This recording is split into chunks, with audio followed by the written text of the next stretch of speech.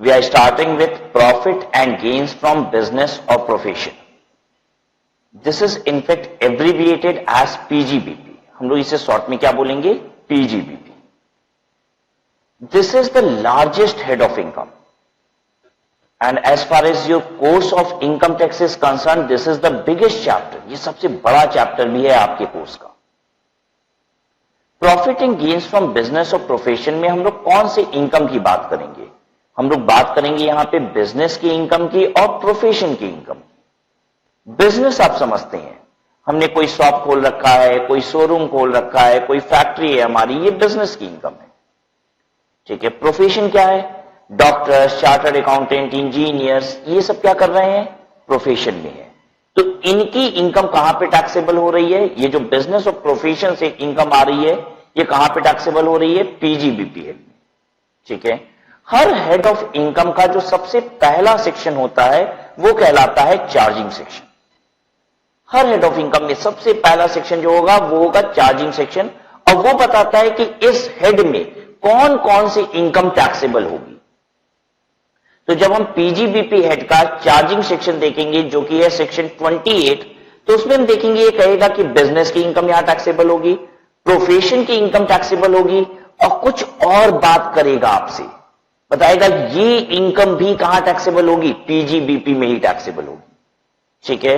तो हो सकता है प्राइमा फेसी हमें लगे कि ये इनकम कहां टैक्सेबल होनी चाहिए, एक डिस्प्यूटेड माइंड क्रिएट हुआ वहां पे, लेकिन ये सेक्शन 28 क्लैरिफाई कर देगा कि देखो बिजनेस की इनकम यहां टैक्सेबल है, प्रोफेशन की इनकम टैक्सेबल है, और ये सारी इनकम भी यहीं पे टैक्सेबल है. तो आइए चलिए हम लोग स्टार्ट करते हैं पीजीबीपी, और सबसे पहला सेक्शन देखने जा रहे हैं सेक्शन 28.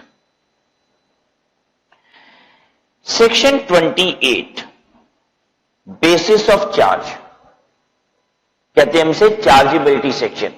ये मुझे बताने वाला है कि पीजीबीपी हेड में कौन कौन सी इनकम टैक्सेबल होगी. The following incomes are chargeable to tax under the head PGBP, profit and gains from business और profession. Number 1, profit and gains of any business और प्रोफेशन. अगर किसी बिजनेस या प्रोफेशन से आपको प्रॉफिट एंड गेन होता है तो वो यहां टैक्सेबल होगा. ये तो सिंपल सी बात है, नाम ही है PGBP, profit and gains from business profession, तो बिजनेस प्रोफेशन की इनकम तो टैक्सेबल होगी यहां पे. लेकिन साथ में और भी बहुत कुछ बोल रहा है. जहां देखिए point number 2, 3, 4, 5, 6, 7, 8, 9, 10, 11 and 12 also. So let us see one by one ki what are other incomes that it is talking that will be taxable under the head PGBP. Point number 2, any compensation received by a person holding an agency. Any compensation received by a person holding an agency. जिस person के पास agency है अगर उसे compensation मिल रहा है, किस बात का? इन connection with the termination of agency or the modification of any terms and condition relating thereto. क्या कहना चाहता है? मैं आपको बताता हूं ये कैसी एजेंसी की बात कर रहा है. ये बात कर रहा है डिस्ट्रीब्यूटरशिप की. आपको पता होगा कि जैसे Hindustan Unilever, Procter and Gamble, ये सारी कंपनियां क्या करती हैं? अपना माल रिटेलर्स तक पहुंचाने के लिए एक पहले तो डिस्ट्रीब्यूटर बनाती हैं. ठीक है. डिस्ट्रीब्यूटर माल किसको देता है? होलसेलर को. होलसेलर माल किसको देता है? रिटेलर को. और रिटेलर से माल पहुंचता है कंज्यूमर को. यानी हिंदुस्तान यूनिलीवर कंपनी सीधे सीधे कंज्यूमर को माल नहीं दे रही है. हिंदुस्तान यूनिलीवर क्या बना रही है? अपना डिस्ट्रीब्यूटर बना रही है. उसी को कहा जाता है पर्सन होल्डिंग एजेंसी. जिसने डिस्ट्रीब्यूटरशिप ले रखी है उसे कहा जाता है person holding an agency. Companies act में पता है इसको क्या बोलते हैं? कंपनीज एक्ट में इसी को बोलते हैं सोल सेलिंग एजेंट. कौन है sole selling agent? The person who is holding the agency. जो होल्डिंग एजेंसी होल्ड कर रहा है, डिस्ट्रीब्यूटरशिप ले रखा है किसी भी कंपनी का, उसे हम कह रहे हैं पर्सन होल्डिंग एजेंसी. उसी को कहा जाता है सोल सेलिंग एजेंट, उसी को कहा जाता है डिस्ट्रीब्यूटर. ठीक है. कंपनीज एक्ट के तहत ये सोल सेलिंग एजेंट का, यानी कि जो पर्सन को आप एजेंसी दे रही है कंपनी, उसे 5 सालों के लिए अपॉइंट किया जाएगा. मतलब एजेंसी क्या सालों के लिए दी जाती है कंपनी के द्वारा? एक बार में 5 साल का एग्रीमेंट होता है, फिर 5 साल बाद फिर से एग्रीमेंट होगा. ठीक है. 5 सालों के लिए अपॉइंटमेंट की जाती है सोल सेलिंग एजेंट. और अगर इनको 5 साल से पहले हटाया गया, रिमूव्ड बिफोर 5 ईयर, तो इन्हें पे करना पड़ता है कंपनी को कंपनसेशन। 5 साल के पहले हटाएंगे तो कंपनसेशन देना पड़ेगा इन सोल सेलिंग एजेंट को, ठीक है। या फिर हमने कोई टर्म्स एंड कंडीशन में मॉडिफाई किया, इसका क्या मतलब है? समझ लीजिए ये पूरा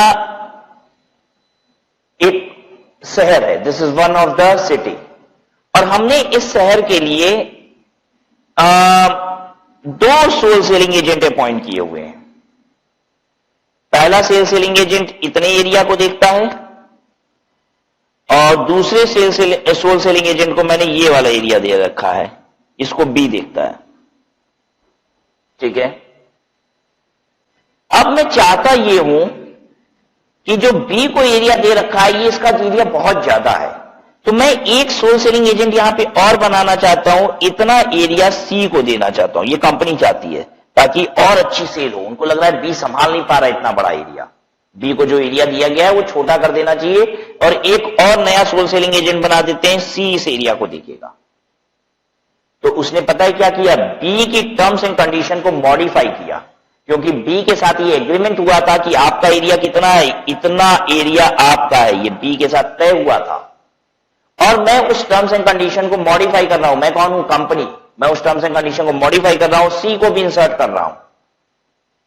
अगर हम कोई टर्म्स एंड कंडीशन मॉडिफाई करेंगे अपने सोल सेलिंग एजेंट के साथ, तो मुझे अगेन उसे कंपनसेशन देना पड़ेगा, और ये कंपनसेशन जो उसे रिसीव हो रहा है सोल सेलिंग एजेंट को, ये इसकी इनकम है, कहां की, पीजीबीपी। फिर से बात करते हैं, पॉइंट नंबर 2 में 2 कंपनसेशन की बात हुई है। पहला कंपनसेशन जो मैं सोल सेलिंग एजेंट को देता हूं, किस वजह से देता हूं, टर्मिनेशन ऑफ एजेंसी, मैंने बी को हटा दिया और उसकी जगह किसी और को ला दिया, तो भी मैं उसे कंपनसेशन दूंगा, क्योंकि एग्रीमेंट होता है 5 सालों के लिए। और अगर मैंने उसकी टर्म्स एंड कंडीशन को मॉडिफाई किया, जैसे कि मैंने क्या किया कि उसके एरिया को छोटा कर दिया, किसी और को भी इंसर्ट कर दिया, तो उसके टर्म्स एंड कंडीशन का मॉडिफिकेशन हो गया। या फिर मैंने उसे बताया था कि देखो प्रोडक्ट में ए में तुम्हारी मार्जिन जो रहेगी वो 3% का कमीशन है, बी में 8% का कमीशन है, और अब मैं कह रहा हूं कि चलो ए में तो 3% ही रहेगा लेकिन बी का कमीशन अब 7% रहेगा। नहीं, मैंने एग्रीमेंट को मॉडिफाई किया है, टर्म्स एंड कंडीशन मॉडिफाई की है, मैं कमीशन रिड्यूस नहीं कर सकता इस सोल सेलिंग एजेंट का, ठीक है। मैंने इसका कमीशन रिड्यूस कर दिया, मैं बेसिकली इसकी मार्जिन, इसकी इनकम को मैंने रिड्यूस कर दिया, वो कितना कर दिया अब मैंने, 7%। क्या मुझे कंपनसेशन देना पड़ेगा, देना पड़ेगा। ये जो कंपनसेशन मैं दूंगा बी को, ये इसकी कौन सी इनकम है, पीजीबीपी। आ रही है बात समझ में? सोल सेलिंग एजेंट जब माल कंपनी से खरीदता था और होलसेलर को बेचता था, सोल सेलिंग एजेंट डिस्ट्रीब्यूटर, ये कंपनी से माल लेता है और होलसेलर को बेचता है। मान लो ये कंपनी से माल लेता है 100 रुपए का और होलसेलर को बेचता है 108 रुपए का, तो 8 रुपए की इनकम तो माल बेचने में भी आती है इस सोल सेलिंग एजेंट को। ये इनकम टैक्सेबल है अंडर दैट पीजीबीपी। कौन से पॉइंट से ये बात कवर होगी, ये पॉइंट नंबर 1 में कवर हो गई, वो बिजनेस प्रोफेशन की इनकम है।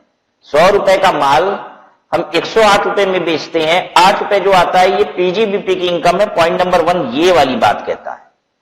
पॉइंट नंबर 2 कौन सी बात कहता है, कहता है कि अगर आप सोल सेलिंग एजेंट हो, आप एक ऐसे पर्सन हो जिसने एजेंसी होल्ड कर रखी है किसी कंपनी की, आपको समय से पूर्व हटाया जाएगा या फिर आपके साथ एग्रीमेंट में कोई बदलाव किया जाएगा, तो आपको कंपनी के द्वारा दिया गया कंपनसेशन टैक्सेबल होगा अंडर द हेड पीजीबीपी, ठीक है। ये था पॉइंट नंबर 2। पॉइंट नंबर 3 देखेंगे अब।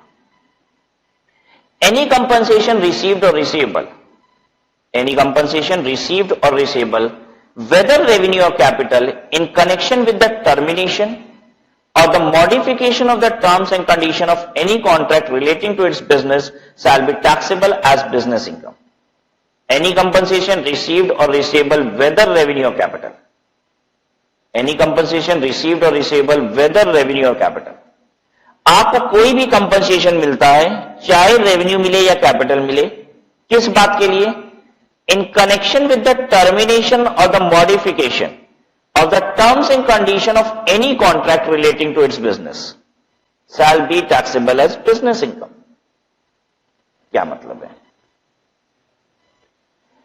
मैंने क्या किया था, अपने सप्लायर को बोला, मैं एक बिजनेसमैन हूं, मैंने अपने सप्लायर को बोला कि तुम्हें 1000 यूनिट रॉ मटेरियल ए की सप्लाई करनी है 1 महीने के अंदर, ठीक है, और मैंने उस सप्लायर को 5000 रुपए एडवांस भी दिया, लेकिन एक एग्रीमेंट किया उसके साथ कि अगर वो 1 महीने के अंदर मुझे रॉ मटेरियल 1000 यूनिट नहीं दे पाएगा तो ऐसे में वो क्या करेगा, मेरा 5000 रुपए एडवांस तो लौटाएगा ही, साथ में 50,000 रुपए का मुझे पेनाल्टी के तौर पे कंपनसेशन पे करेगा, क्योंकि उसने समय के अंदर सप्लाई नहीं की। ये मैंने एग्रीमेंट करके उसको 5000 रुपए दिया था, ये माल 10 लाख रुपए का था मान लीजिए, ठीक है, मैंने 5000 रुपए एडवांस दिया, बाकी कब देना था, जब वो माल 1 महीने में दे देगा बना के, ठीक है। और लेकिन मैंने एग्रीमेंट भी किया कि अगर 1 महीने में नहीं दोगे तो मैं नहीं लूंगा, और ऐसे में तुम्हें 50,000 रुपए मुझे कंपनसेशन भी देना पड़ेगा मेरा समय बेकार करने के लिए, और मेरा जो 5000 रुपए एडवांस दिया हुआ है वो तो दोगे ही क्योंकि माल नहीं दिया, और 50,000 रुपए मुझे कंपनसेशन दोगे। तो ये तो 5000 रुपए एडवांस दिया, एडवांस लिया, काम खत्म हो गया, इसका तो कोई इंपैक्ट नहीं बनेगा पीएल पे, ठीक है। जो 50,000 रुपए का मुझे कंपनसेशन रिसीव हो रहा है, ये कौन सी इनकम है, मेरी पीजीबीपी इनकम। ये मेरी कौन सी इनकम है, पीजीबीपी। अब यहां पे कंपनसेशन में 2 वर्ड यूज कर रहा था, कह रहा था रेवेन्यू हो या कैपिटल हो, इसका क्या मतलब है, समझा देता हूं। बेसिकली अगर रॉ मटेरियल के एवज में कंपनसेशन आ रहा है तो हम उसको रेवेन्यू कंपनसेशन बोलते हैं, क्योंकि वो एक रेवेन्यू आइटम के रिस्पेक्ट में, इन्वेंट्री के रिस्पेक्ट में है। मान लीजिए मैंने एक सप्लायर को मशीन का ऑर्डर दिया होता, ठीक है, मेरे लिए मशीन क्या है, मेरे लिए कैपिटल एसेट है, ध्यान दीजिए, उसके लिए तो इन्वेंट्री ही होगा, हम अपने लिए बात कर रहे हैं, मैं बिजनेसमैन, मैंने एक सप्लायर को एक मशीन का ऑर्डर दिया और 1 लाख रुपए एडवांस भी दिया। मैंने कहा भैया 1 महीने में सप्लाई कर देना, अगर 1 महीने में सप्लाई नहीं करोगे तो मेरा एडवांस वापस कर देना और 3 लाख रुपया कंपनसेशन भी देना। एग्रीमेंट उसने साइन भी किया कि ठीक है, अगर 1 महीने के अंदर आपको मशीन बना के नहीं दी मैंने तो आपका 1 लाख रुपया दे दूंगा वापस, और 3 लाख रुपया आपको कंपनसेशन भी दूंगा। हाँ, अगर 1 महीने के अंदर दे देगा तो जो भी मशीन की पेमेंट है 1 लाख रुपया एडवांस दे चुके हैं, बाकी काट के मैं दे दूंगा उसे। एग्रीमेंट हो गया हमारा। 1 महीने के अंदर वो मुझे मशीन नहीं दे पाता है, अब क्या होगा, 1 लाख रुपया तो एडवांस दे देगा जिसका कोई भी इंपैक्ट पीएल पे नहीं पड़ेगा, क्योंकि एडवांस दिया, एडवांस लिया, बात खत्म, कोई प्रॉफिट वाली बात है ही नहीं। लेकिन 3 लाख रुपए का जो कंपनसेशन मुझे रिसीव हुआ है ये मेरी इनकम है, और ये कंपनसेशन कौन सा है, इसका नेचर पता है क्या है, कैपिटल। क्यों, क्योंकि ये कैपिटल एसेट के रिस्पेक्ट में कंपनसेशन आया है, ठीक है। मैंने मशीन का ऑर्डर दिया था which is capital asset to me, right, और उसके रिस्पेक्ट में अगर कोई कंपनसेशन आया तो वो कैपिटल कंपनसेशन हो गया, राइट। और किसी इन्वेंट्री आइटम, रेवेन्यू आइटम के रिस्पेक्ट में कंपनसेशन आता है तो वो कहलाता है रेवेन्यू कंपनसेशन। तो आपसे कहता है दिमाग लगाना ही नहीं, चाहे कोई भी कंपनसेशन हो, कंपनसेशन मिला एक बिजनेसमैन को, किसी भी टर्म्स एंड कंडीशन की बिजनेस में वायलेशन हुई थी उसकी वजह से, किसी भी बिजनेस में टर्म्स एंड कंडीशन की वायलेशन हुई और उसकी वजह से एक बिजनेसमैन को क्या मिल गया, कंपनसेशन मिल गया, तो वो उसकी कौन सी इनकम है, पीजीबीपी की, ठीक है। तीसरी बात भी हो गई। अब आते हैं हम लोग चौथे पॉइंट पे, ये कौन सी इनकम है, income derived by a trade, professional और सिमिलर एसोसिएशन। एसोसिएशन समझते हैं, चार्टर्ड अकाउंटेंट का एसोसिएशन, कंपनी सेक्रेटरीज का एसोसिएशन, डॉक्टर्स का एसोसिएशन, एडवोकेट का एसोसिएशन, बिजनेस मैन का एसोसिएशन, बहुत सारे लोग अपना एसोसिएशन बनाते हैं, जानकारी होगी आपको इस बात की, ठीक है। ट्रेड एसोसिएशन का मतलब क्या होता है, बिजनेसमैन का एसोसिएशन, आप हिंदी में उसको बोलते हैं व्यापार मंडल, आपने सुना भी होगा, ठीक है। एक ही शहर में अलग अलग लोकेलिटी में, अलग अलग रीजन्स में क्या होता है, व्यापारी अपना संगठन बना लेते हैं। वो इसलिए एसोसिएशन बनाते हैं कि उनके एरिया में अगर कभी कोई परेशानी आई, ठीक है, कोई दिक्कत हुई, गवर्नमेंट के खिलाफ आवाज उठानी है किसी बात पे, तो कैसे करेंगे। एक अकेला आदमी अगर चिल्लाएगा भी तो आवाज पहुंचेगी नहीं सरकार तक, लेकिन अगर सैकड़ों लोग सड़क पे आ जाए और चिल्लाएंगे तो सरकार तक आवाज पहुंचेगी। शायद उस आवाज को पहुंचाने के लिए और मिलजुल कर किसी भी परेशानी का हल निकालने के लिए लोग संगठन बनाते हैं, एसोसिएशन बनाते हैं। व्यापारियों का संगठन ट्रेड एसोसिएशन, प्रोफेशनल्स लोगों का एसोसिएशन कहलाता है प्रोफेशनल एसोसिएशन, और यह इस प्रकार की कोई भी एसोसिएशन संगठन कि अगर इनकम आती है from specific services perform for its member, तो वो पीजीबीपी की इनकम है। छोड़ दीजिए इस बात को, जरा ध्यान कीजिए। मैंने आपसे कुछ समय पहले एक चर्चा की थी म्यूचुअल कंसर्न पे। कितने बच्चों को यह बात याद है? म्यूचुअल कंसर्न सुना है कभी? सुना है कभी आप लोगों ने? हां, बताया था मैंने आपको एक एग्जाम्पल लिया था, मैं वही एग्जाम्पल रिपीट कर देता हूं। यह बात हुई थी बेसिक कॉन्सेप्ट की क्लास में, लेकिन इतनी पुरानी बात आपको याद क्यों रहेगी? याद कराता हूं आपको मैंने क्या बताया था। मैंने कहा था कि आप में से 10 बच्चे एक पार्टी प्लान करते हैं कि चलो हम लोग 10 लोग मिलकर पार्टी किया जाए, और सभी बच्चे 1,000 रुपए कंट्रीब्यूट करते उस पार्टी के लिए, तो 10 बच्चों की टोटल कंट्रीब्यूशन हो गई 10,000 रुपया। अब 10 बच्चे कहते हैं कि चलो हम लोग इस 10,000 रुपए की पार्टी करते हैं। वो पार्टी करते हैं, अब पार्टी में पता है खर्चा कितना होता है? सिर्फ 8,000 रुपए। तो 2,000 रुपए बच जाता है। क्या ये 2,000 रुपए इनकम है? आप लोगों ने पैसा इकट्ठा किया, पार्टी करेंगे, पार्टी के लिए 10,000 रुपए इकट्ठा हुआ, 8,000 रुपए पार्टी में खर्चा हुआ, 2,000 रुपए बच गए। क्या 2,000 रुपए इनकम है? सवाल ही नहीं उठता, ये इनकम नहीं है। अगर ऐसे इनकम होने लग जाए तब तो हद हो जाएगी, सरकार के टैक्स लेने की भी हद हो जाएगी। जरा सोच के देखो, आज मैं रेस्टोरेंट जा रहा हूं लंच करने के लिए। रेस्टोरेंट के बाहर एक एटीएम है, वहां पे मैंने अपना कार्ड स्वैप किया, 1,000 रुपए निकाले और लंच किया। लंच की बिल आई 700 रुपए की, तो 300 रुपए बच गए मेरे, इनकम हो गई मेरी। अरे हद हो गई भाई, वो मेरी इनकम थोड़ी ना है। इनकम किसी और से आती है तब होता है, अपना ही पैसा बच जाता है वो इनकम नहीं हो जाती। तब तो ऐसे होने लग जाएगा, एक जेब से मैं पैसा निकालूंगा 500 रुपए और दूसरे जेब में डाल दूंगा, तो आप कहोगे दूसरे जेब की सर इनकम हो गई। इनकम नहीं है ये, इनकम किसी दूसरे इंसान से आती है तब होता है। मेरा अपना ही पैसा एक झोला से दूसरे झोले में डालेंगे, दूसरे से तीसरे में डालेंगे, तो वो इनकम नहीं हो रही है बार बार। यहां भी वही हाल है। जिन लोगों ने पैसा इकट्ठा किया वो अपने ऊपर ही पैसा खर्चा कर दिए, ठीक है, तो ये कोई बाहरी इंसान से पैसा थोड़ी ना आया था कि जो बच गया वो इनकम है। अपने लिए पैसा इकट्ठा करना, अपने ऊपर खर्च करना, जो बच गया उसे इनकम नहीं कहते बच्चों, उसे कहते हैं सरप्लस। अब इसका एग्जाम्पल आपको एक दूसरा जो दिया था वो भी याद कराता हूं। मैंने बोला था कि देखो एक राज रेजिडेंशियल सोसाइटी है। क्या है? राज रेजिडेंशियल सोसाइटी। क्या है ये सोसाइटी बच्चों? इस सोसाइटी में 100 फ्लैट्स हैं। इस सोसाइटी में कई सारे फ्लैट्स हैं,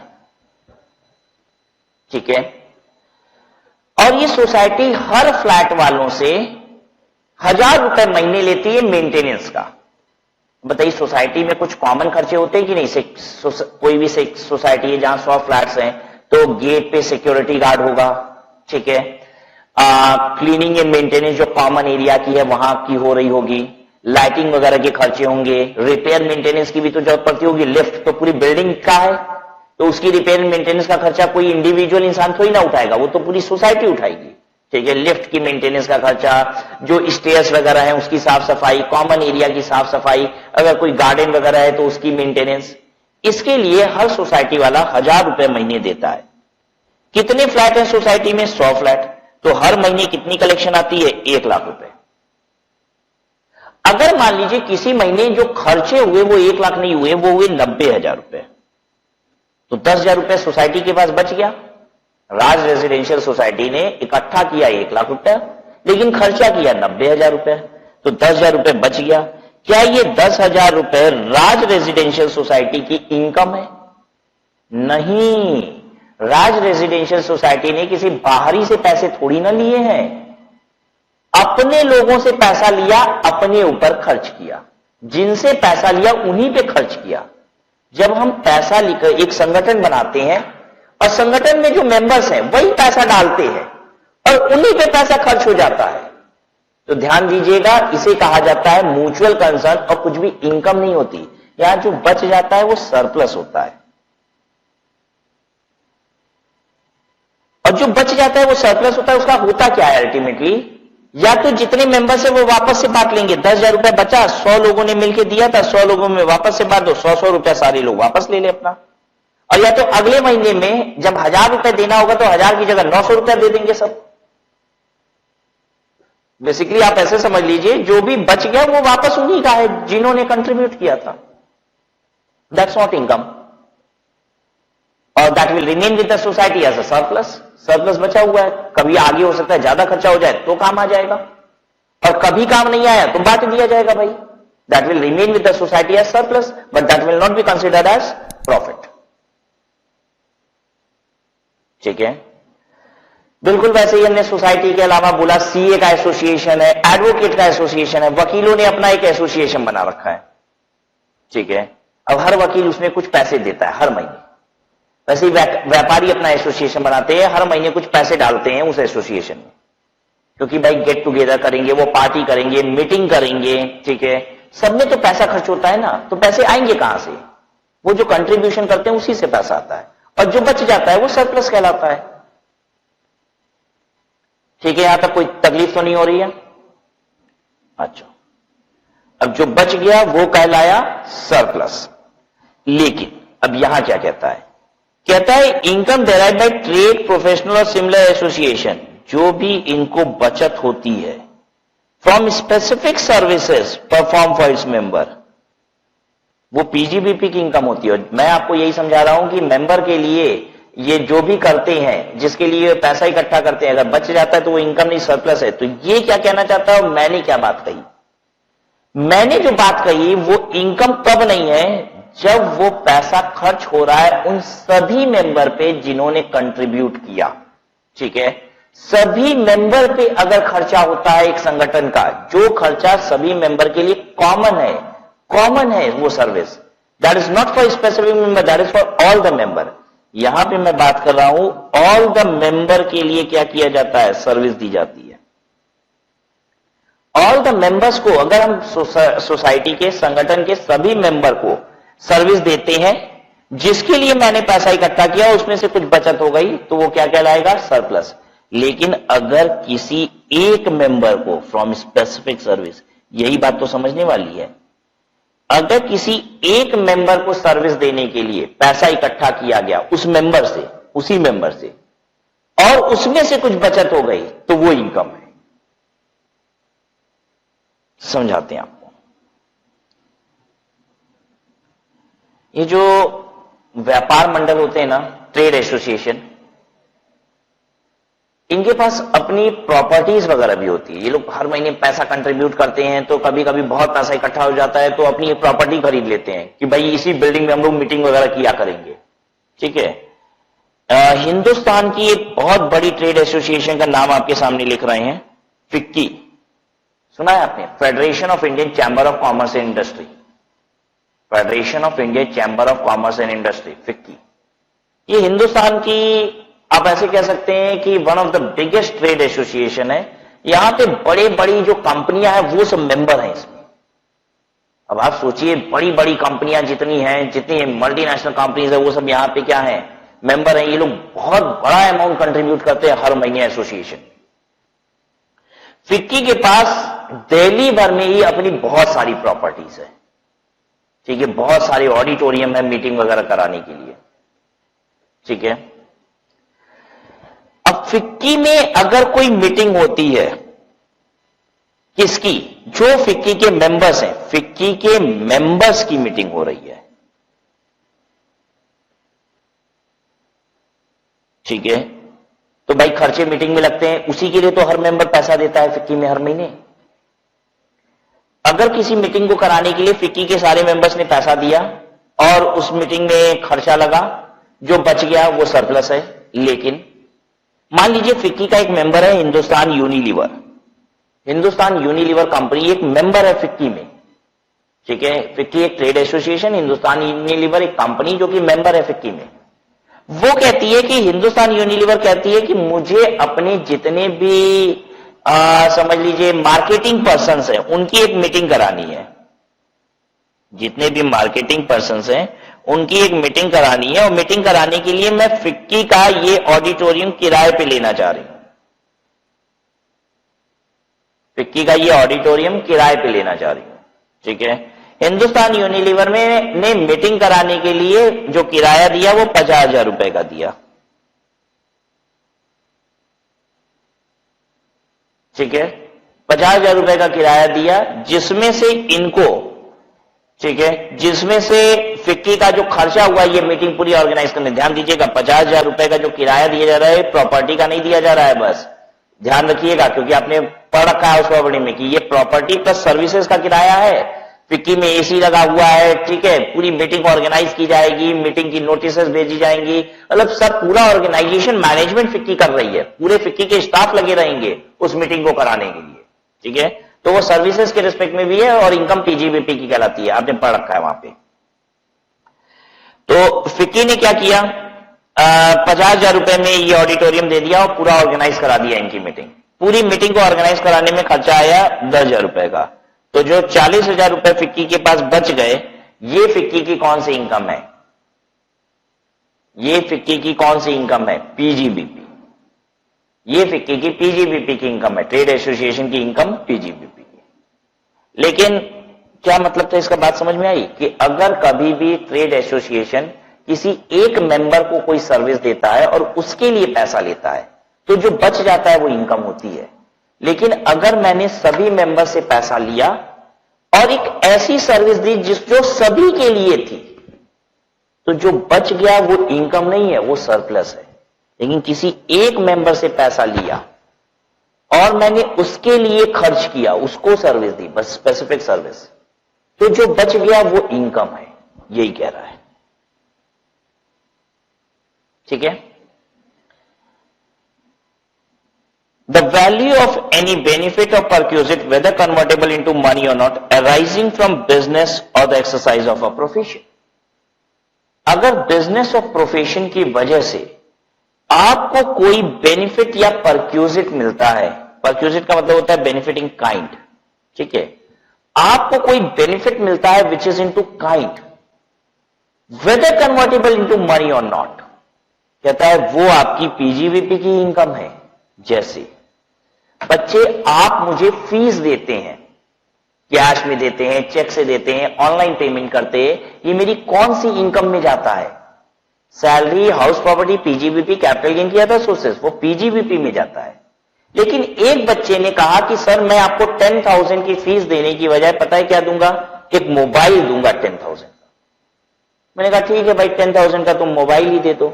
क्या ये भी पीजीबीपी में, क्या इस मोबाइल की वैल्यू भी पीजीबीपी इनकम में जाएगा? हां, अगर मुझे बिजनेस प्रोफेशन की वजह से कोई भी बेनिफिट मिला तो वो मेरी पीजीबीपी की ही इनकम है बच्चों, ठीक है। जैसे सैलरी में आपने पढ़ा था कि एम्प्लॉयर एम्प्लॉय को कैश दे दे, कोई भी बेनिफिट दे दे, वो एम्प्लॉय के हाथ में क्या है, टैक्सेबल है सैलरी, क्योंकि एम्प्लॉयर एम्प्लॉय को कुछ भी देगा वो सैलरी की इनकम है। आप मेरे लिए कस्टमर और क्लाइंट हो, ठीक है, और आपसे कुछ भी मुझे आएगा तो वो मेरी पीजीबीपी की इनकम है। आप नगद दोगे तो भी, मोबाइल दे दोगे तो उसकी वैल्यू पीजीबीपी की इनकम। अगर आपने लैपटॉप दे दिया तो लैपटॉप की जो वैल्यू है वो मेरी पीजीबीपी की इनकम है। दूसरा एग्जांपल लेते हैं, I am a dealer of Samsung TV.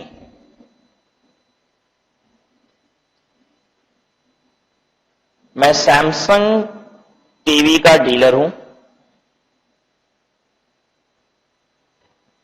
और सैमसंग कंपनी मुझसे यह कहती है कि 100 टीवी अगर आप बेच देंगे, राज अग्रवाल जी अगर आप 100 टीवी बेच देंगे तो मैं आपको यूरोप का टूर दे दूंगा फ्री में। ये बेसिकली रिवार्ड है कंपनी की तरफ से कि अगर मैंने 100 टीवी बेच दी तो मुझे यूरोप का टूर मिल जाएगा।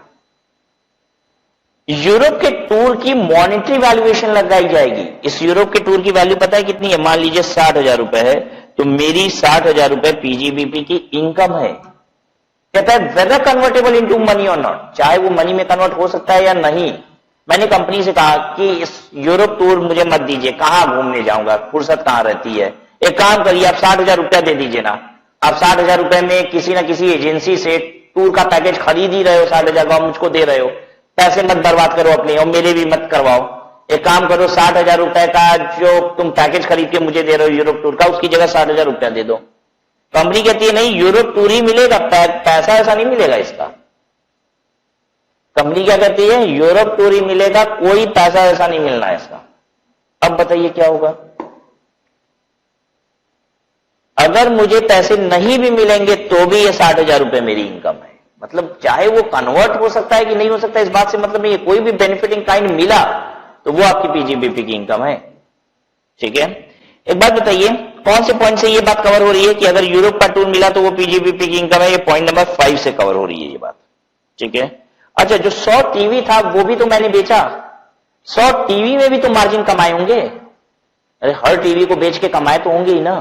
तो वो जो पैसा कमाया वो कहां पे है?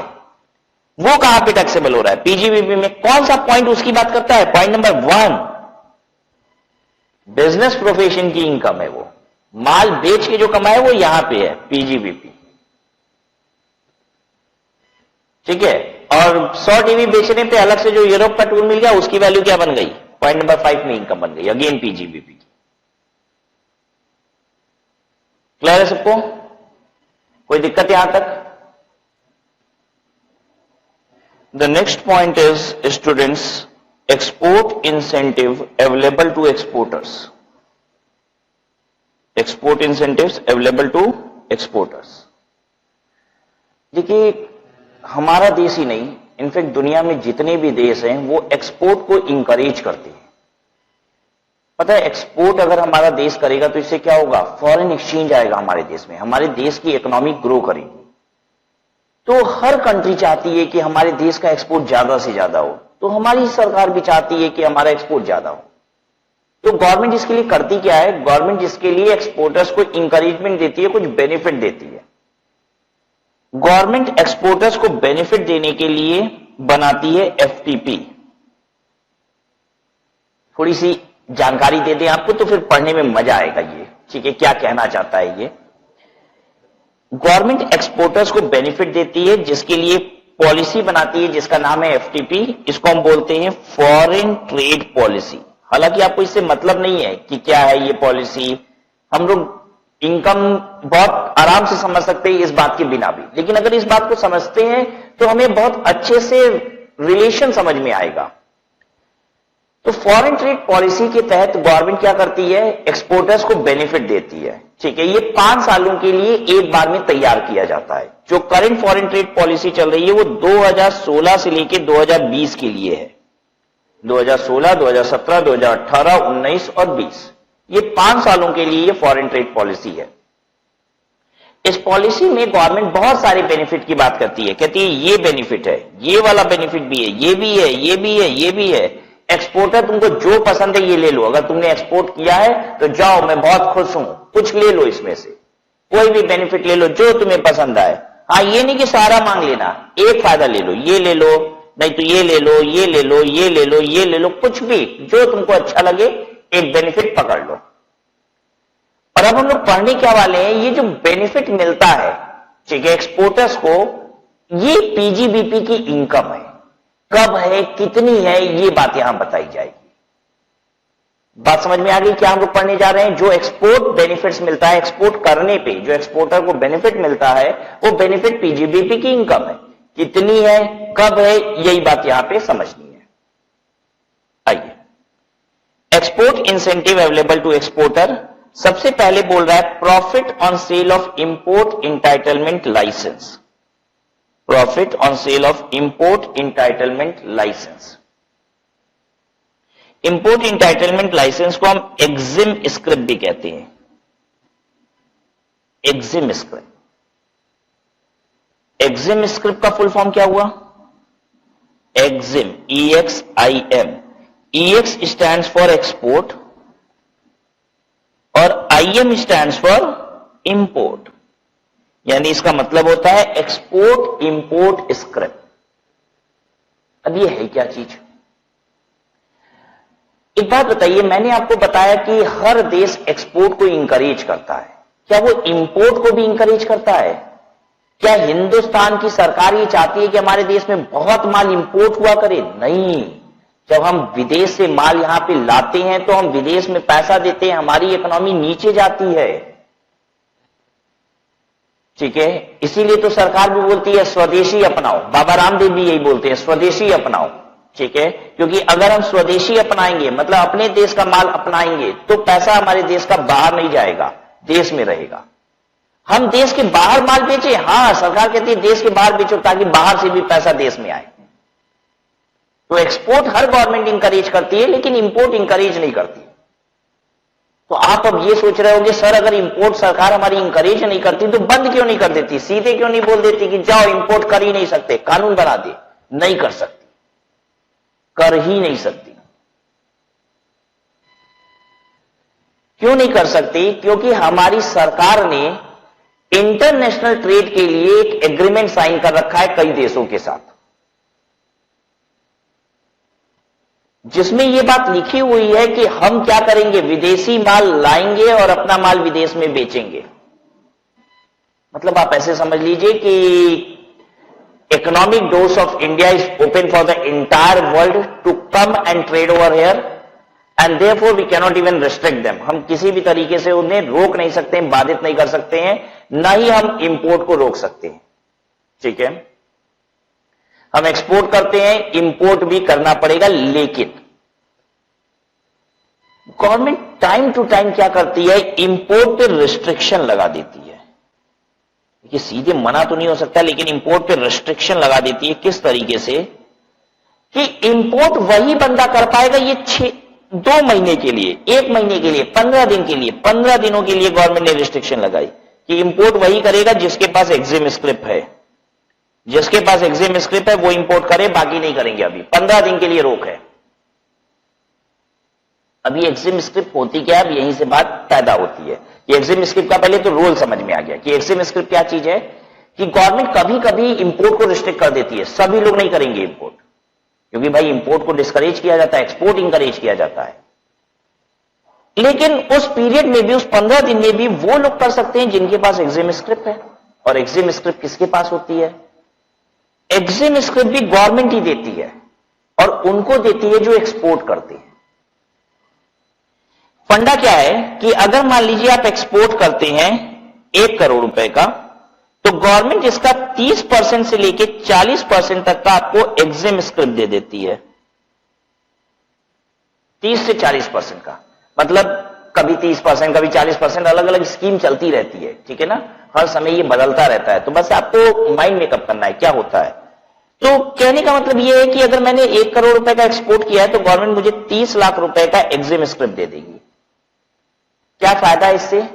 मैं 30 लाख रुपए तक का इंपोर्ट कर सकता हूं। ये परमिशन है कि यस, राज अग्रवाल ने अगर 1 करोड़ रुपए का एक्सपोर्ट किया है तो सरकार उसको 30 लाख रुपए का एग्जिम स्क्रिप्ट दे सकती है, ठीक है। 30 लाख रुपए का मेरे हाथ में एग्जिम स्क्रिप्ट आ गया तो जिस समय इंपोर्ट बंद भी कर देगी ना सरकार कि नहीं रिस्ट्रिक्शन चल रही है अभी, तो भी मैं इंपोर्ट कर सकता हूं। कितने रुपए का माल? 30 लाख रुपए का, ठीक है। अब एक बात बताइए, क्या मुझे 30 लाख रुपए का फायदा हो गया? नहीं बच्चों, 30 लाख रुपए का फायदा नहीं हो गया। एक बात बताइए, मैं आपसे ये कहता हूं आप जाइए बिग बाजार में 1000 रुपए का सामान खरीद सकते हो, तो आपको 1000 का फायदा थोड़ी ना हो गया। 1000 का सामान खरीद सकते हो, जाओ, परमिशन है, बस पैसा तो देना ही पड़ेगा तुमको। यहां भी यही बात है, 30 लाख रुपए का माल हम इंपोर्ट कर सकते हैं। भैया जिससे माल इंपोर्ट करेंगे उसको पैसा देंगे, हाँ। क्या अपने देश में माल आएगा तो इंपोर्ट टैक्सेस देंगे? हाँ, सब देंगे। ये परमिशन है, बस ला सकते हो, क्योंकि बाकी तो ला भी नहीं सकते। तो ये 30 लाख का फायदा है, ये मत सोच लेना बच्चों। मैं अगर आपको कहता हूं बिग बाजार चले जाओ, 1000 रुपए का सामान खरीद सकते हो, जाओ, मेरी परमिशन है, लेकिन 1000 रुपया देना पड़ेगा वहां। तो कोई एहसान थोड़ी ना कर दिया तुम्हारे ऊपर, परमिशन दिया है बस,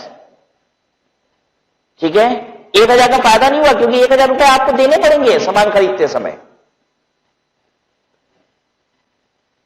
सबको बात समझ में आ रही है? यहां पे सरकार ने 30 लाख रुपया का परमिशन दिया है माल इंपोर्ट करने का। जब मैं माल इंपोर्ट करूंगा तो बकायदा जो एक्सपोर्ट कर रहा है उसको पैसे दूंगा, अपनी सरकार को इंपोर्ट टैक्सेस दूंगा ही दूंगा। जो भी इस 30 लाख रुपए के माल को इंपोर्ट करते समय टैक्स बनेगा वो भी देना है, बस ये परमिशन है। ठीक है, अब अगली बात समझिए। मान लीजिए मैंने एक्सपोर्ट किया 1 करोड़ रुपए का, मुझे 30 लाख रुपए की एग्जिम स्क्रिप्ट मिल गई, बस मुझे एग्जिम स्क्रिप्ट की आवश्यकता नहीं है। क्यों? क्योंकि मैं कुछ इंपोर्ट करता ही नहीं हूं। मेरा सारा रॉ मटेरियल डोमेस्टिक है, मैं हिंदुस्तान से ही रॉ मटेरियल खरीदता हूं, माल बनाता हूं, विदेश में एक्सपोर्ट करता हूं, मुझे बाहर से कुछ खरीदना ही नहीं है। तो अब क्या करूं? इस एग्जिम स्क्रिप्ट का 30 लाख रुपए के मेरे हाथ में जो पड़ी हुई है, इसका अचार डालूं? ये बेच सकते हैं, ये ट्रांसफरेबल होता है। अगर मैंने ये 30 लाख रुपए की एग्जिम स्क्रिप्ट आपको दे दी तो अब आप 30 लाख रुपए का इंपोर्ट कर सकते हो। परमिशन आपके पास आ जाएगी 30 लाख रुपए की इंपोर्ट करने की। 30 लाख रुपए का फायदा नहीं दे दिया मैंने, अगर एग्जिम स्क्रिप्ट पकड़ा दी तो आपको परमिशन मिल गई 30 लाख का इंपोर्ट करने की। बाकायदा माल खरीदोगे तो तुम पैसा दोगे जिससे खरीद रहे हो, और सरकार को टैक्स भी दोगे इंपोर्ट पे। लेकिन आपके पास तो परमिशन नहीं ना थी, मैंने वो परमिशन दी है। क्या मैं आपसे कुछ पैसे लूंगा इस बात के? बिल्कुल लूंगा। कितना लूंगा? आपकी जरूरत के हिसाब से। आप एकदम मेरा पैर पकड़े और दे दीजिए सर, दे दीजिए एग्जिम स्क्रिप्ट, तो हो सकता है मैं 10 लाख रुपए चार्ज कर लूं। आप कह रहे हो सर अगर होगा तो खरीदने का मूड बना रहा हूं तो मैं रेट रूट करूंगा, चलो अच्छा 1 लाख रुपए दे दो, क्योंकि मेरे लिए तो फोकट की चीज है, बेकार का पड़ा है, कोई काम का भी नहीं है, क्योंकि मैं इंपोर्ट तो करता नहीं हूं। तो हो सकता है 1 लाख रुपए में ही दे दूं।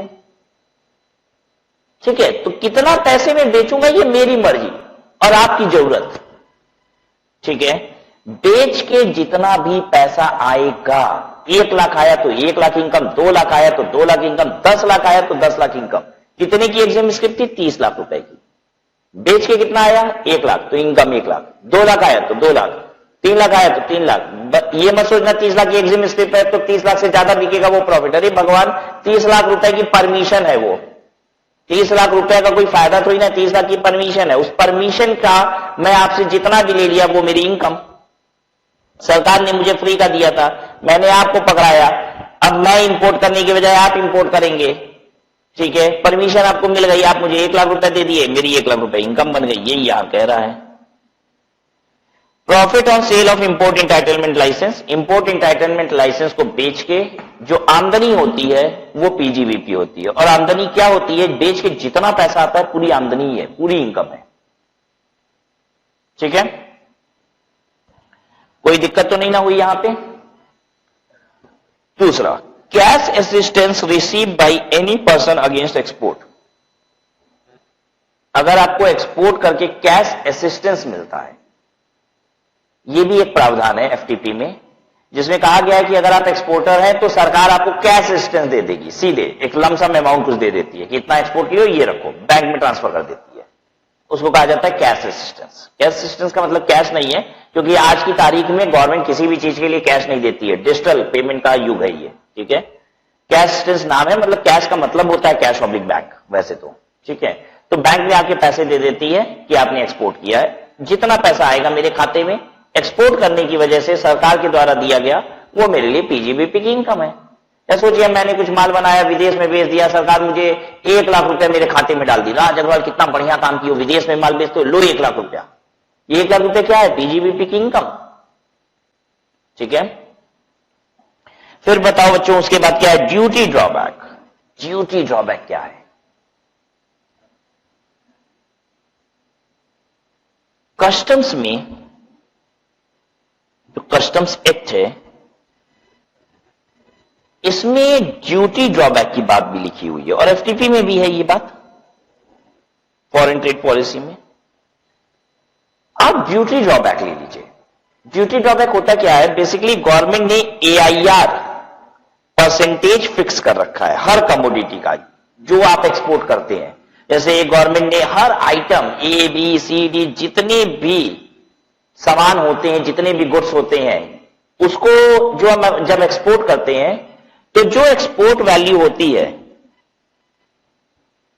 उस पे सरकार AIR परसेंटेज अप्लाई करती है और जितना आता है उतना मुझे ड्यूटी ड्रॉबैक बोल के पैसा दे देती है। ड्यूटी ड्रॉबैक का मतलब यह होता है, वैसे तो मैं आपको समझाऊं कि ड्यूटी ड्रॉबैक का मतलब क्या है। यह जानकारी सभी को है कि अगर मैं 100 रुपए का माल खरीदा जिसपे 5 रुपए की GST लगी, 105 रुपए में मैंने खरीदा और इस माल को मैं 120 रुपए में बेचता हूं, 5% GST के हिसाब से 6 रुपए GST इस पे लगी, 5% GST ये मान लीजिए। 126 रुपए में मैंने बेचा उस माल को, 100 रुपए में खरीदा था, 5 रुपए GST लगी थी, 105 का फाइनल प्राइस मैंने पे किया था। उसी माल को मैंने 120 रुपए में बेचा तो 5% के हिसाब से GST उस पे 6 रुपए लगेगी, 126 रुपए का माल बेचा। तो शायद ये जानकारी सभी को होगी कि मुझे सरकार को कितनी GST देनी पड़ती है। 6 रुपए जब मैं अपने कस्टमर से कलेक्ट करता हूं तो 6 रुपए नहीं देता, मैं 6 रुपए में से 5 रुपए का GST जो परचेज पे किया है वो घटा लेता हूं और 1 रुपए की GST सरकार को देता हूं। मालूम है कि नहीं सबको? GST में क्रेडिट मिलती रहती है। सेल पे अगर GST 10 रुपए का है और परचेज पे GST 8 रुपए का है तो सरकार को 2 ही रुपए का GST देना है। अपने कस्टमर से 10 रुपए की GST लेनी है और सरकार को 2 रुपए देना है। क्यों? क्योंकि हमने पहले ही परचेज पे 8 रुपए तो दे ही दिया है सरकार को। मैंने जब परचेज किया था माल तो 8 रुपए का GST दिया था। अब जब अपने कस्टमर से 10 रुपए की GST लूंगा तो 2 रुपए सरकार को दूंगा। GST इनडायरेक्ट टैक्सेस है, मेरे ऊपर बर्डन नहीं आता। GST का बर्डन जो आता है वो कंज्यूमर्स पे आता है। ठीक है, तो मेरे हाथ में कितना पेमेंट आना चाहिए? जितना हमने लिया उतना ही देंगे। तो कस्टमर से लिया 10 रुपए, लेकिन 8 रुपए तो पहले ही दे चुके हैं परचेस पे, तो अब 2 रुपए देंगे। वैसे ही जैसे यहां पे 6 रुपए मैंने कस्टमर से लिया तो टोटल GST की पेमेंट मेरी 6 ही होनी चाहिए। तो 5 तो हम पहले ही दे चुके हैं परचेस पे, तो 1 रुपया सरकार को और दे देंगे। तो GST ऑन सेल में से GST ऑन परचेज घटा के फिर बैलेंस गवर्नमेंट को GST पे की जाती है। ये सब आप GST में सीख भी जाएंगे। अभी आ जाइए इनकम टैक्स पे। ड्यूटी ड्रॉबैक क्या चीज है? बेसिकली जब हम एक्सपोर्ट करते हैं तो उस पर टैक्सेस नहीं होता। क्या आपको ये बात मालूम है? जब हिंदुस्तान के अंदर माल बेचते हो ना तो उस पर GST लगता है, हिंदुस्तान के बाहर बेचते हो तो टैक्स नहीं लगता। सरकार ये सब फायदा देती है आपको। कैसे आप विदेश में माल बेच पाओगे? गवर्नमेंट टैक्स लगा के उसको महंगा कर देगी तो हम विदेश में कहां बेचेंगे? गवर्नमेंट कहती है टैक्स नहीं लगेगा, बेचो धकाधक, माल बेचो, बाहर माल जाएगा, पैसा आएगा देश में, खुद ही देश की इकोनॉमी ग्रो करेगी। गवर्नमेंट एक्सपोर्ट पे टैक्सेस नहीं लगाती। अब क्या होता है, लेकिन जब मैंने रॉ मटेरियल परचेज किया था 100 रुपए का, इस पे तो 5 रुपए का मैंने टैक्स पे किया था और मैंने माल खरीदा 105 रुपए का। मैंने इसको एक्सपोर्ट कर दिया 120 रुपए में। सरकार ने कहा कि ठीक है भाई टैक्स नहीं लगेगा, बड़ी सुंदर बात है। लेकिन अगर टैक्स लगा होता 6 रुपए का तो 5 रुपए उसमें से मैं लेस कर लेता। यानी ये 5 रुपए बेसिकली मैं 6 रुपए का टैक्स लगाता हूं। 6 रुपए जब टैक्स लगाता हूं तो मैं 5 रुपए घटा के 1 ही रुपए सरकार को देता हूं। यानी अपना टैक्स का जो पैसा है 5 रुपए वो रिकवर कर लेता हूं। जब भी मैं टैक्स 6 रुपए का लगाता हूं तो सरकार को 1 ही रुपए देता हूं। यानी अपना परचेज पे किया हुआ टैक्स रिकवर कर लेता हूं, खींच लेता हूं। अब ये 5 रुपए क्या मैं खींच पाऊंगा? नहीं, मेरे तो टैक्स एक्सपोर्ट पे टैक्स ही नहीं लगा। तो सरकार कहती है नको, चिंता नहीं, एकदम चिंता नहीं, ये 5 रुपए मैं तुम्हें ड्यूटी ड्रॉबैक के नाम से दूंगा, पैसा वापस दूंगा। ठीक है, अब सरकार एग्जैक्टली 5 रुपए नहीं देती।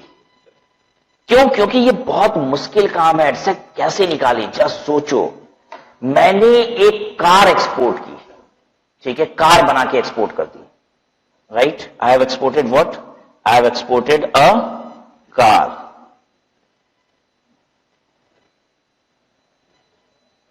बच्चों मैंने कार एक्सपोर्ट की है। आपको यह बात समझ में आ रही है कि जब मैंने कार एक्सपोर्ट की होगी तो उसमें कितने सारे रॉ मटेरियल लगे होंगे? एक कार को बनाने में 1000 से ज्यादा रॉ मटेरियल लगता है।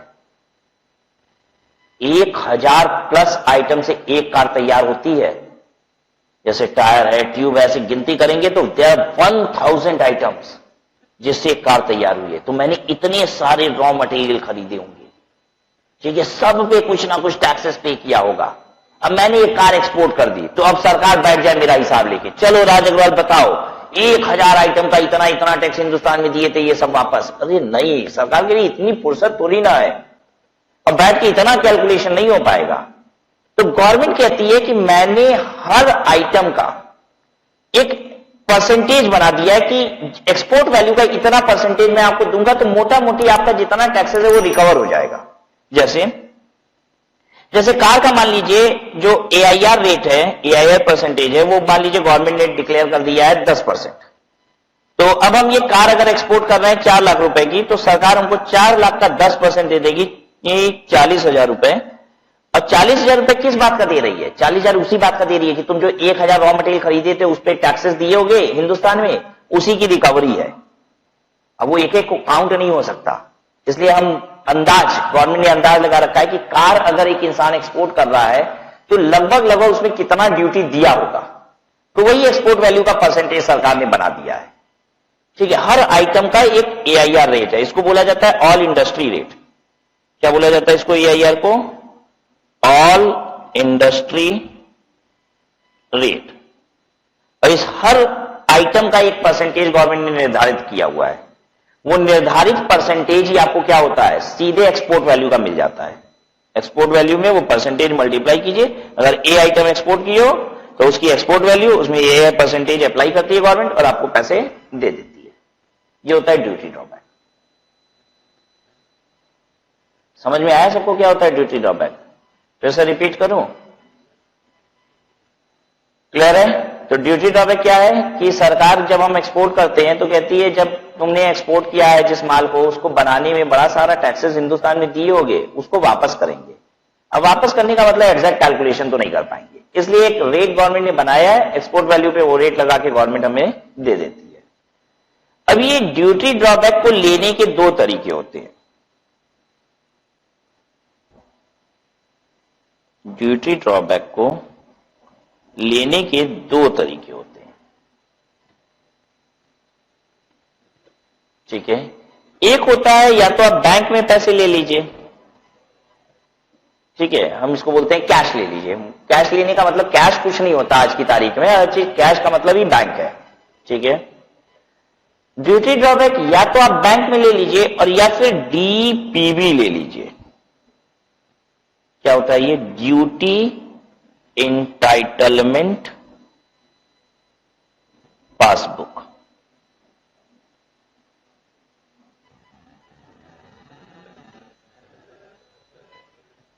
बैंक में लेने का मतलब सीधे पैसा खाते में डलवाइए, अपने बैंक के खाते में डलवाइए, और या फिर ड्यूटी इंटाइटलमेंट पासबुक में डलवा लीजिए। ये खाता मेंटेन करता है कस्टम वाले, ये भी एक खाता ही है समझिए आपका, ये कस्टम्स में मेंटेन होता है। ठीक है, उसमें इस खाते में ये लोग ये पैसा चढ़ा देते हैं कि इतना पैसा आपका ड्यूटी ड्रॉबैक का है। ठीक है, तो जैसे ड्यूटी ड्रॉबैक का मुझे अगर पैसा मिला हुआ है तो हम इसको एडजस्ट करा सकते हैं। कब एडजस्ट कराएंगे? कस्टम में जब हम इंपोर्ट करते हैं तो इंपोर्ट पे टैक्स लगता है, तो उसी में से कटवा लेना, इसी खाते में से कट जाएगा, और नहीं तो अपने बैंक के खाते में डलवा लो, और नहीं तो पासबुक में ले लो। 2 तरीके हैं। ठीक है, अब जो ये पैसा आ रहा है क्या ये इनकम है कि नहीं है? ये जो मुझे 50,000 रुपए आए ये इनकम है कि नहीं है? चाहे इस वाले खाते में आया चाहे इस वाले खाते में आया, बात एक ही है, इसमें कोई अंतर नहीं है कि इसमें आए कि इसमें आए। ठीक है, बैंक के खाते में जाए या कस्टम ने जो खाता मेंटेन किया हुआ है उसमें चला जाए, किसी भी खाते में आए वो इनकम है कि नहीं है? वो 50,000 रुपए इनकम तब है जब मैंने टैक्स पे करते समय, जब मैं ये टैक्स पे कर रहा था 5 रुपए का, तो मैंने इसे खर्चा माना। अगर मैंने इस 5 रुपए को पहले खर्चा माना था तो आज 5 रुपए जब मुझे मिलेगा तो वो मेरी इनकम है। जब मुझे सरकार ड्यूटी ड्रॉबैक देगी 5 रुपए की तो वो मेरी इनकम है, क्योंकि 5 रुपए जब मैंने पे किया था टैक्सेस तो मैंने खर्चा माना था। जब मैंने ये 5 रुपए पे किया था तो हो सकता है मैंने अकाउंटिंग क्या की हो, 5 रुपए जब मैंने पे किया तो मैंने लिख दिया this is recoverable from government, मैंने उसको खर्चा माना ही नहीं, मैंने कहा कि ये पैसा मैं दे रहा हूं गवर्नमेंट मुझे वापस दे देगी। अगर मैंने ऐसी अकाउंटिंग की है, मैंने कभी 5 रुपए को खर्चा माना ही नहीं, परचेज करते समय मैंने परचेज को 100 रुपए ही लिया, 105 लिया ही नहीं था, मैंने माना ही नहीं कभी कि मेरा खर्चा 105 है, मैंने खर्चा 100 ही रुपए माना। तो 5 रुपए आज जब मुझे मिलेगा तो मेरी इनकम नहीं है। लेकिन अगर आपने माल खरीदते समय 105 रुपए को खर्चा माना, तो आज 5 रुपए का जब ड्यूटी ड्रॉबैक मिलेगा तो 5 रुपए आपकी इनकम है। आई बात समझ में? कहां मिलेगा? कहीं भी मिल जाए, चाहे बैंक के खाते में मिल जाए, चाहे फिर डीईपीबी में मिल जाए। ठीक है, हम आपको इसी बात को एक तरीके से फिर से समझाते हैं।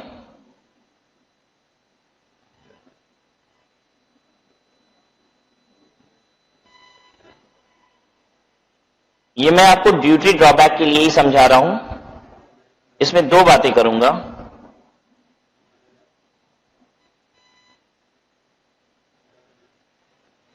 When tax paid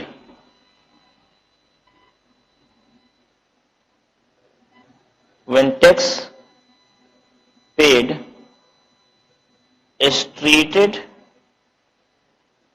as expense. दूसरा, when tax paid is not treated as expense.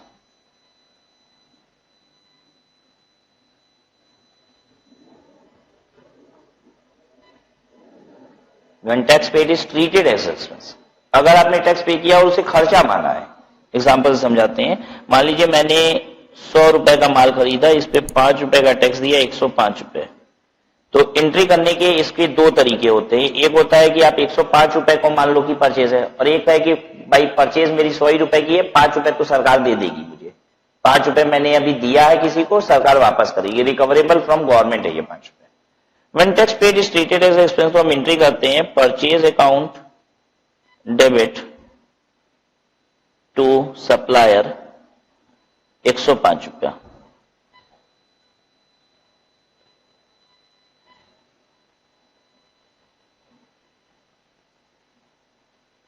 ठीक है, अब सरकार मुझे पैसे देती है 5 रुपए, तो मैं एंट्री क्या करता हूं? सरकार मुझे जब 5 रुपए देती है एंट्री, तो मैं कहता हूं एंट्री होगी बैंक अकाउंट डेबिट टू डीबीके। डीबीके मैं लिख रहा हूं शॉर्ट में ड्यूटी ड्रॉबैक को। बच्चों यार पूरा ही लिख देता हूं, नहीं तो आप भूल जाओगे। ड्यूटी ड्रॉबैक 5 रुपए 5 रुपए, और ये ड्यूटी ड्रॉबैक फिर चला जाता है पीएल में। Duty drawback debit to PL.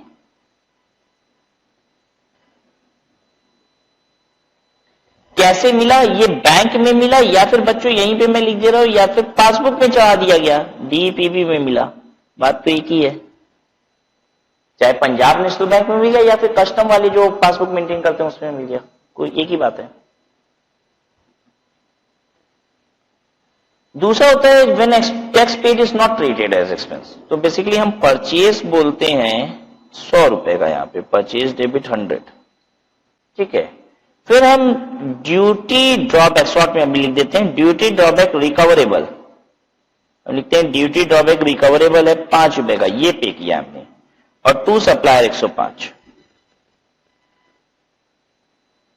अब जब 5 रुपए मिलता है तो हम एंट्री क्या करते हैं? बैंक अकाउंट डेबिट, या फिर ऑब्लिक हम करके वो भी लिख दें, ऑब्लिक डीईपीबी में मिलेगा ना, दो में से कहीं भी मिल गया। ठीक है, debit to DBK recoverable.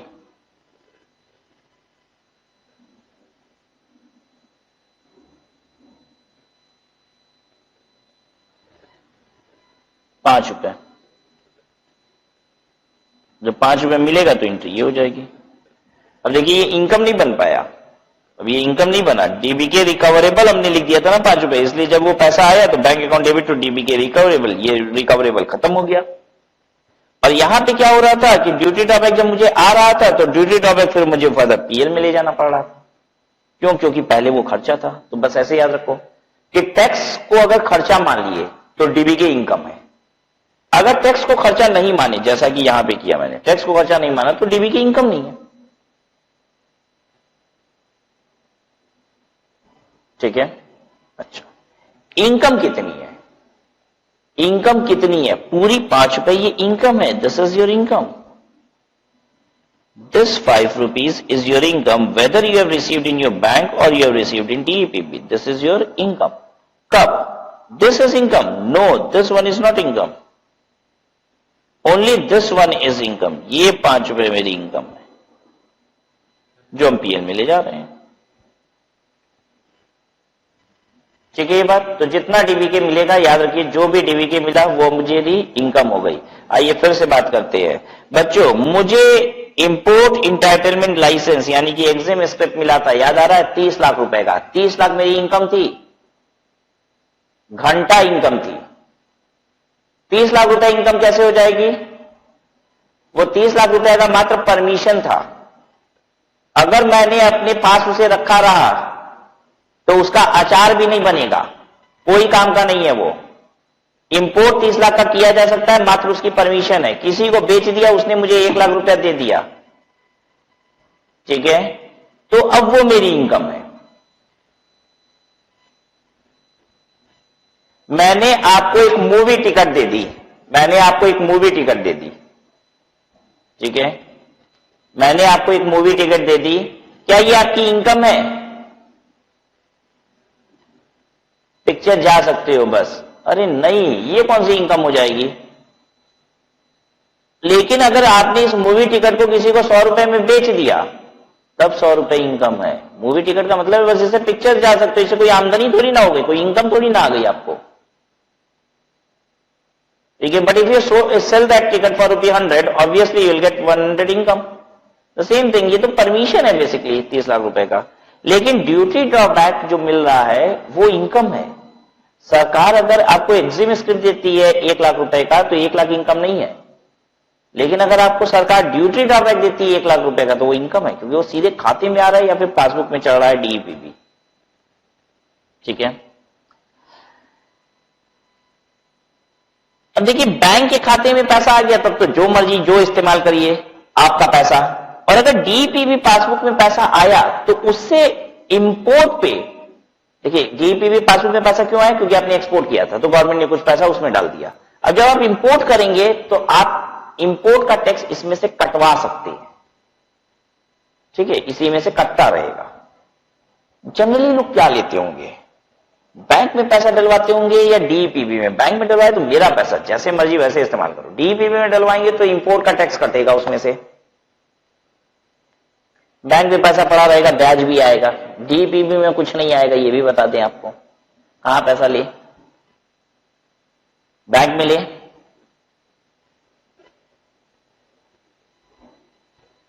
Bank में लिया जाए, ठीक है, आप सबका मानना है बैंक में लिया जाए। अच्छा, एक दूसरी सिचुएशन देखिए, या सोचिए मैं तो इंपोर्ट करता ही नहीं, तो इंपोर्ट टैक्स तो कभी देना ही नहीं है, तो डीईपीबी पासबुक से कटवाएंगे कब? यानी अगर इंपोर्ट नहीं करता हूं तब तो क्या लेता हूंगा? बैंक ही। इंपोर्ट करता हूं तो भी आपका कहना है कि सर बैंक में ही लेंगे, आप क्यों डीईपीबी में लेंगे? बैंक में ब्याज मिलेगा, फिर जो मर्जी जो इस्तेमाल करेंगे, डीईपीबी में ले लेंगे, बस इंपोर्ट टैक्स कटवाएंगे। ध्यान दीजिए, मैं डीईपीबी लूंगा, मुझे डीईपीबी लेने में अधिक फायदा है। क्यों फायदा है? क्योंकि अगर मैं डीईपीबी से अपना इंपोर्ट का टैक्स कटवाता हूं तो मुझे इंपोर्ट के टैक्स में सरकार के द्वारा कुछ छूट दी जाती है। जैसे मान लीजिए मेरा ये डीईपीबी पासबुक है, इसमें 10,000 रुपीज पड़ा हुआ है, 10,000 क्रेडिट है, ठीक है।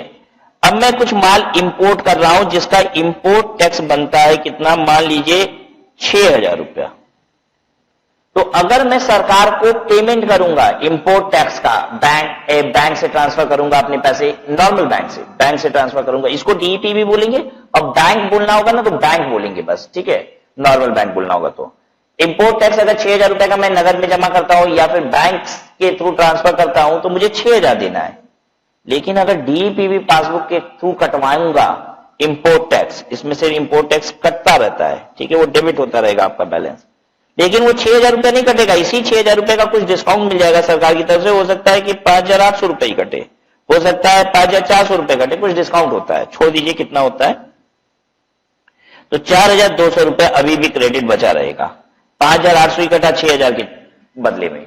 यानी अगर मैं इंपोर्ट करता हूं तो मैं हमेशा डीईपीबी पासबुक मेंटेन कराऊंगा ताकि इंपोर्ट करने पे जो टैक्स लगता है उसमें कुछ डिस्काउंट मिल जाए मुझे। क्योंकि अगर नगद में मैं दूंगा, बैंक ने अपने ट्रांसफर करा लिया और फिर मैं पैसा बैंक से ही देता हूं इंपोर्ट करते समय, तो पैसा पूरा लगता है। लेकिन डीईपीवी पासबुक में कुछ डिस्काउंट मिल जाता है तो निश्चित है मैं डीईपीवी पासबुक लूंगा। लेकिन एक बात बताइए, अगर मैं इंपोर्ट करता ही नहीं हूं तब क्या करूं?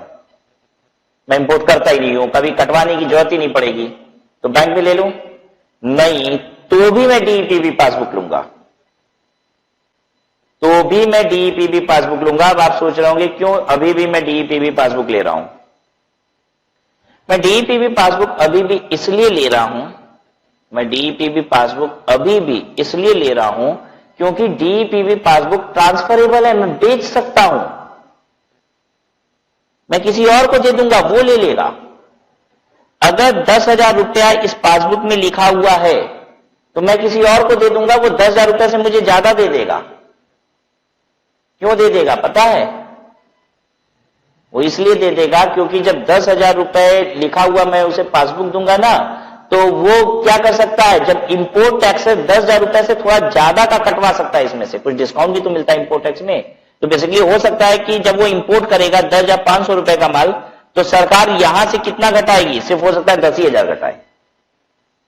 तो वो मुझे कह रहा है कि यार मुझे तो 10,500 रुपया का टैक्स यहां से बराबर हो जाएगा, 10,000 रुपए में 10,500 का काम हो जाएगा। तो एक काम कर तू राज अग्रवाल 10,200 रुपए रख ले, 200 रुपया मुझे और एक्स्ट्रा मिल गया। इसे कहा जाता है profit on transfer of duty entitlement passbook, DEPB. DEPB के ट्रांसफर करने पे जो फायदा आया वो यहां पे टैक्सेबल है। फिर से सुनिए, मुझे ड्यूटी ड्रॉबैक मिला डीईपीबी पासबुक में, ठीक है, ये वाली बात, अभी बेचने वाली बात नहीं, अभी तो ये वाली बात।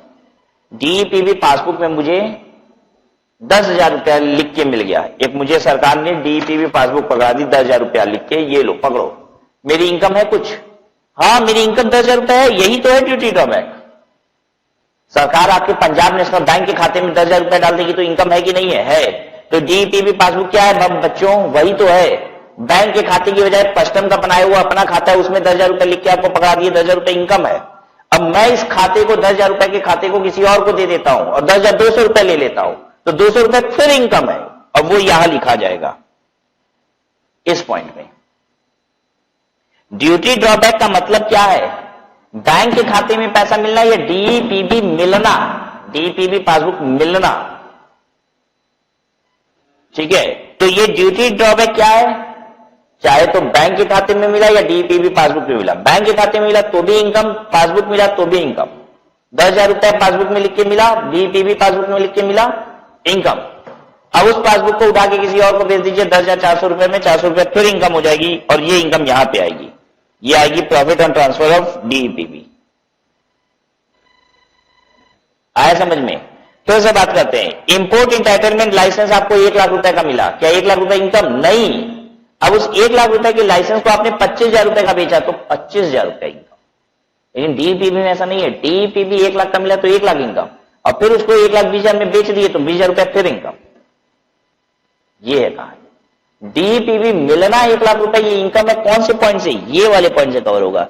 डीईपीबी मिलना 1 लाख रुपए का, ये ड्यूटी ड्रॉबैक है, उसको बेच देना यहां पे कवर होगा,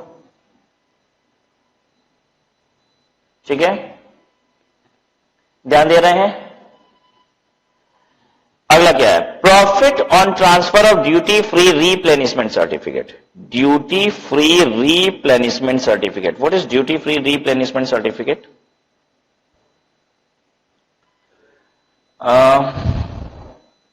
जैसे मैंने आपको बताया था ना कि गवर्नमेंट एक्सपोर्ट करते समय आपको इंपोर्ट इंटाइटलमेंट लाइसेंस देती है, वैसे ही कभी कभी ये भी मिलता है ड्यूटी फ्री रीप्लेनिशमेंट सर्टिफिकेट।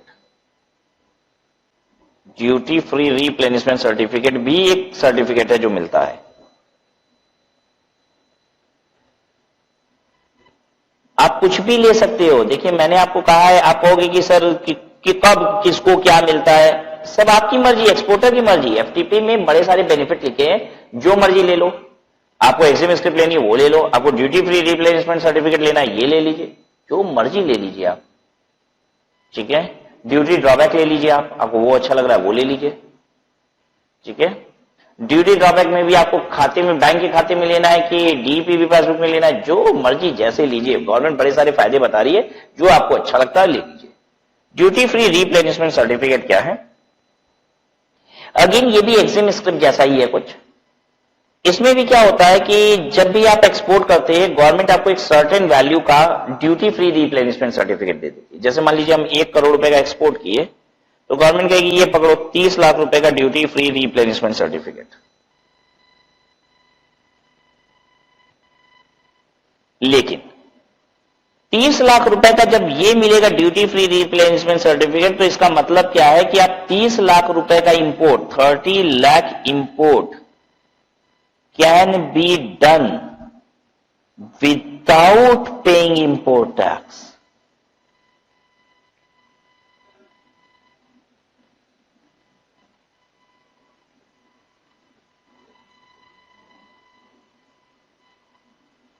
क्या मतलब है इसका ड्यूटी फ्री रिप्लेनिशमेंट सर्टिफिकेट का? कि अगर ये सर्टिफिकेट आपके हाथ में है 30 लाख रुपए का, दोनों में बहुत अंतर है।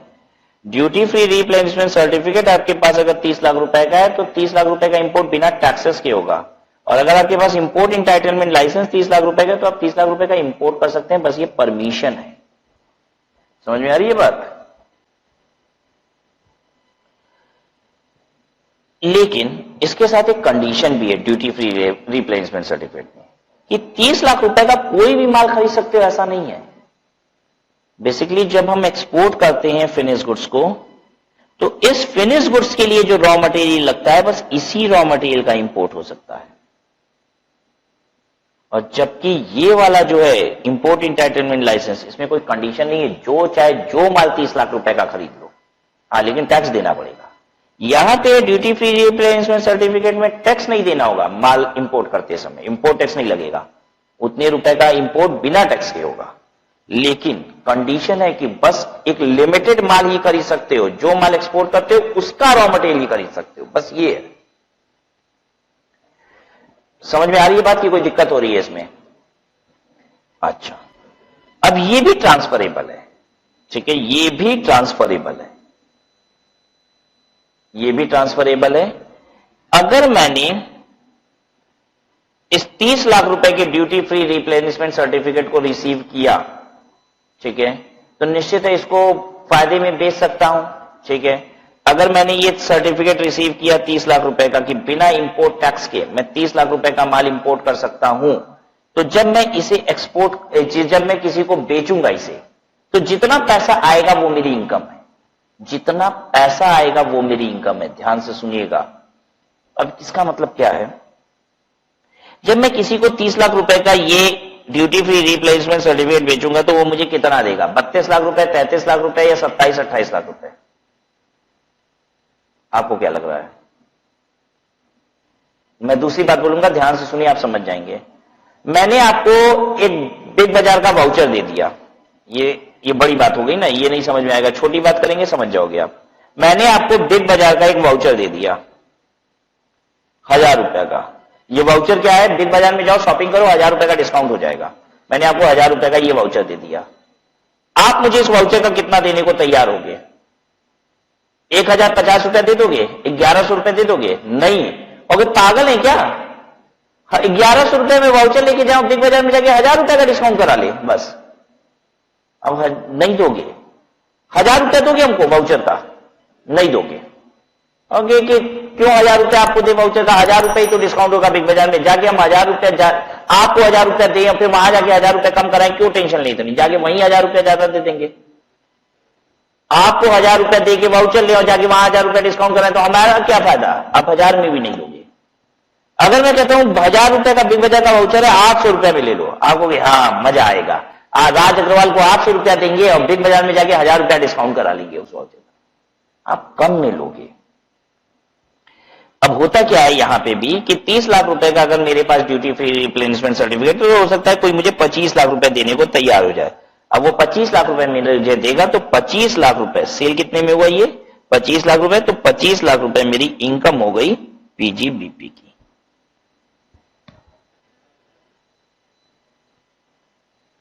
ठीक है, तो ये था एक्सपोर्ट बेनिफिट्स और उससे रिलेटेड इनकम की चर्चा। एक बार रिपीटेशन करेंगे हम लोग इसकी पूरी बात को। Profit on sale of import entitlement licence. Import entitlement licence बस परमिशन होता है इंपोर्ट का। अगर ये 50 लाख का भी आ गया तो कोई आमदनी नहीं है। इसे बेचोगे अगर 2 लाख रुपए का तो 2 लाख रुपए मात्र आमदनी है, इनकम। कैश सिंपल सी बात है, बैंक गवर्नमेंट आपको कुछ पैसे दे देती है एक्सपोर्ट करने की एवज में, वो आपकी इनकम है। ड्यूटी ड्रॉबैक, गवर्नमेंट आपके बैंक के खाते में AIR रेट के हिसाब से, AIR रेट के हिसाब से आपके बैंक के खाते में या फिर DPP पासबुक में कुछ पैसे दे देती है, ये आपकी इनकम होती है। और अगर मैंने DPP पासबुक लिया और फिर उसे फर्दर बेच दिया तो बेचने पे जितना एक्स्ट्रा पैसा मिला वो फिर मेरी इनकम हो जाती है, वो यहां लिखा हुआ है, profit on transfer of duty entitlement passbook. ठीक है, यानी DPP पासबुक में 10,000 रुपए आया तो 10,000 रुपए इनकम है, ये यहां पे आए। और 10,000 रुपए की पासबुक को 11,000 रुपए में बेचा तो 1,000 रुपए फिर इनकम है, वो यहां पे है। ड्यूटी फ्री रिप्लेनिशमेंट सर्टिफिकेट क्या है?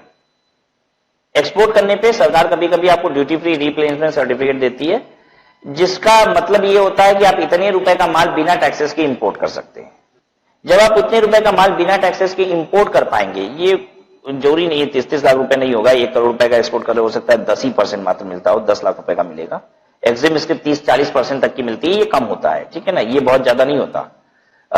10 लाख रुपए एक्सपोर्ट करने पे 10 लाख रुपए का मुझे ड्यूटी फ्री रिप्लेनिशमेंट सर्टिफिकेट मिल गया, तो इससे मैं 10 लाख रुपए का माल इंपोर्ट कर सकता हूं बिना टैक्सेस के। ठीक है, अब मैंने अगर इसको 10 लाख रुपए का ये था और मैंने इसे 8 लाख रुपए में, 6 लाख रुपए में बेच दिया, तो मेरी इनकम कितनी हो जाएगी? 8 लाख 6 लाख रुपए जितने में भी बेचा वो मेरी इनकम है। ठीक है, 10 लाख रुपए का 10 लाख रुपए में तो बिकेगा ही नहीं। रीजन बीइंग कि कोई भी 10 लाख रुपए का वाउचर खरीद के 10 लाख रुपए का डिस्काउंट क्यों लेगा कहीं से? ठीक है, 10 लाख रुपए का वाउचर है, 8 लाख रुपए में मिल रहा है, तब तो फायदा है। ठीक है, तो हम लोग ने बहुत बात तो नहीं कर पाई, कुछ ही बात कर पाए हैं। 1 to point number 6, although we still have 6 more points under the charging section, section 28। But आज की क्लास हम लोग यहीं पे स्टॉप करेंगे। अगली क्लास में जब हम लोग आएंगे तो रिमेनिंग जो भी पॉइंट्स हैं अंडर सेक्शन 28 उसे देखेंगे। Will stop here.